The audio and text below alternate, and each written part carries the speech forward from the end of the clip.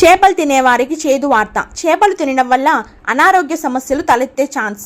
చేపల చెరువుల్లో వేసే మేత ప్రజల ఆరోగ్యాన్ని దెబ్బతీస్తుందని వైద్యులు వెల్లడిస్తున్నారు. చందర్లపాడు మండలం గుడిమెట్ల, ఉస్తేపల్లి తదితర గ్రామ ప్రాంతాల్లో వందల ఎకరాల్లో చేపల చెరువులు సాగు చేస్తున్నారు నిర్వాహకులు. చేపల చెరువులకు వేసే మేత, ముడి పదార్థాలు ధరలు విపరీతంగా పెరగడంతో చేపల చెరువుల నిర్వాహకులు భారీగా కోడి వ్యర్థాలను చేపల మేతగా వేస్తున్నారు. అలాంటి చేపలు తిన్నవారు అనారోగ్య బారిన పడే అవకాశాలు ఉన్నాయి.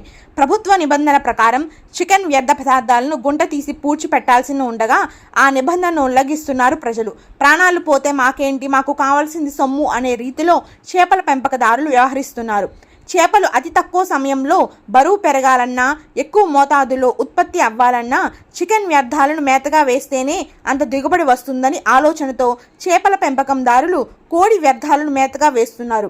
ఇలాంటి విషపూరితంగా తయారైన చేపల్ని పట్టణ ప్రాంతాలకు, ఏపీ, తెలంగాణ తదితర రాష్ట్రాలకు చేపలను ఎగుమతి చేస్తున్నారు. ఇలాంటి చేపలను తిని అనారోగ్యం బారిన పడి కొద్దీ కాలానికి మృతి చెందే అవకాశాలు కూడా ఉన్నట్లుగా తెలుస్తోంది.